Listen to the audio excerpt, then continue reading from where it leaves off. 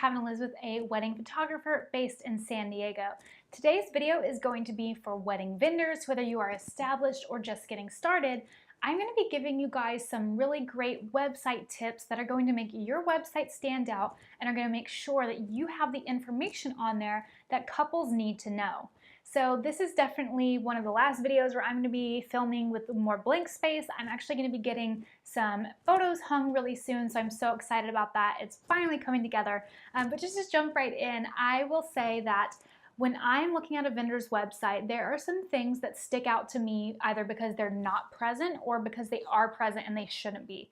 So the first one is to have what city you live in, okay?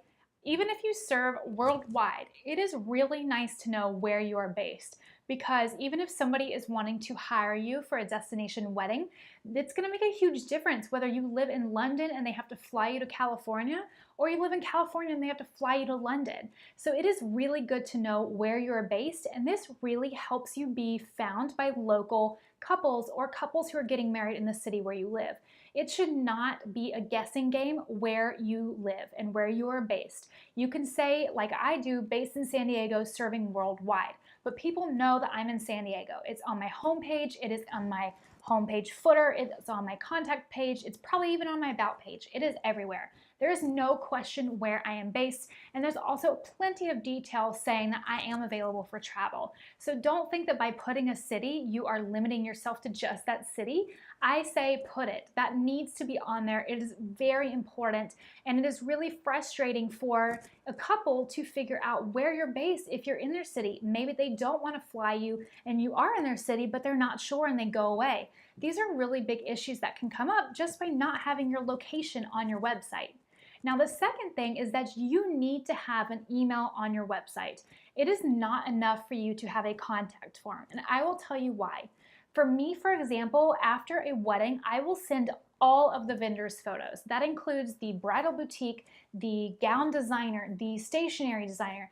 All of these vendors are going to receive these photos, and the way that I know where to send them is from their email address. So if I go to their website and their email is nowhere to be found, I am not taking the time to fill out their contact form to say, hey, can you get back to me so then I can email you these photos?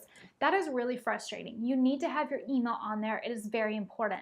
It's also important for couples because not every couple wants to fill out a contact form, or maybe they're on mobile, maybe they just want to send a quick email, maybe they have a template written. You need to have your email address on there.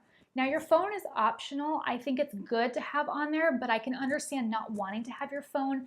I don't love when people call me because I'm usually right in the middle of something, so I prefer for couples to email me through my contact form, but I don't mind if they do my email. I think that that's a really great way to make sure that they're still getting in through their preferred method of contact. Now, another thing that you need to make sure to have on your website is a great portfolio of your work, and it needs to be up to date. So if your portfolio has not been touched in like a year, you need to update it now. I try to update my portfolio after every wedding. I will take any photos that I want to use from that and put it into my portfolio, my highlights gallery, and I will take out old stuff. So I am constantly curating, I'm constantly refreshing, making sure I'm keeping up with the style that I have these days. That is something that is very important to me, is to keep my work fresh. I cannot tell you how many vendor websites I have gone to where it is clear to me they have not updated their website in years. And I honestly feel very hesitant to refer brides to them because the bride's going to go to their website and think, why in the world did they send me here? This looks so bad. But I know that vendor has gorgeous recent work, they just haven't updated their website.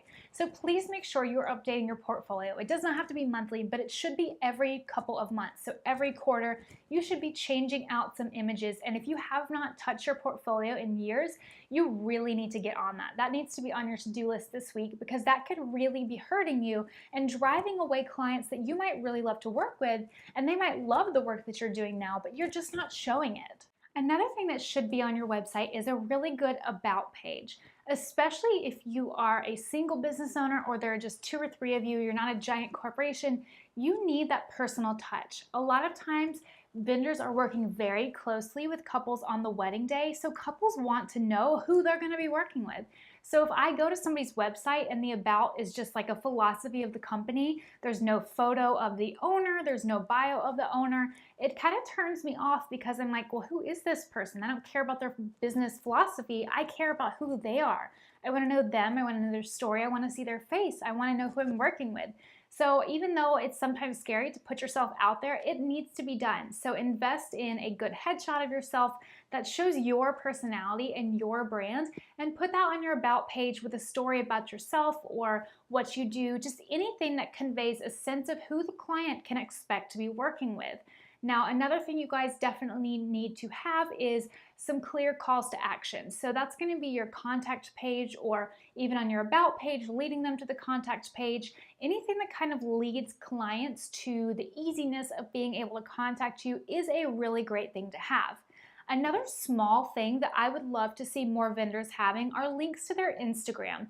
I don't really care about the Facebook or the Twitter or even the Pinterest, but what I really want to see is the Instagram, because a lot of times people are updating their Instagrams more often than their portfolio, so I really like to see what their Instagrams look like. I think it's a really great way to get a very quick sense for what that vendor's work seems like. Now, the last thing I want to talk about is a blog.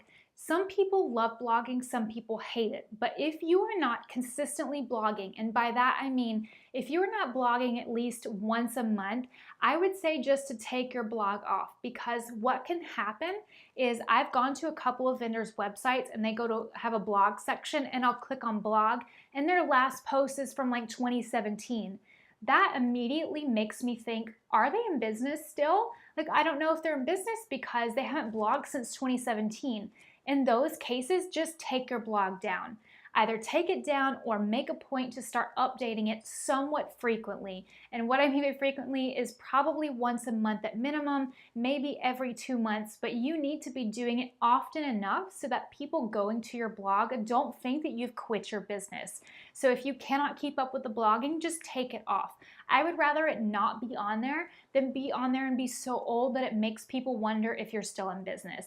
So that's a really huge tip. If you want to get better at blogging, I might do a video on that in the future. Just let me know down in the comments if that's something that you would like to see. I typically blog twice a week, most weeks. In the slow season, it might be more like once a week, but I've been blogging 2 to 3 times a week for the last like 5 years. And I've got great systems in place for me to do that. So my blog is a really great feature of my website, and it's something that people go to it, they see that it was updated that week or the week before, they know I'm still in business and I'm still providing beautiful weddings or great educational content to them. So I hope you guys enjoyed these top tips. Now, these are kind of the very bare bones things that you have or maybe shouldn't have if you can't keep up with the blog. There are lots of other things that should be on there, but those are the main things that I see time and time again people missing, and it's just so frustrating to figure out that information. I have to try to go to their Instagram or their Twitter to find out where they are. I have to go to their Facebook to see if their email is listed there. All these sorts of things are just really frustrating, so make it easy for your clients to know all about you all in one place. If you guys did enjoy this video, please be sure to leave a like, and I will see you guys next time. Bye!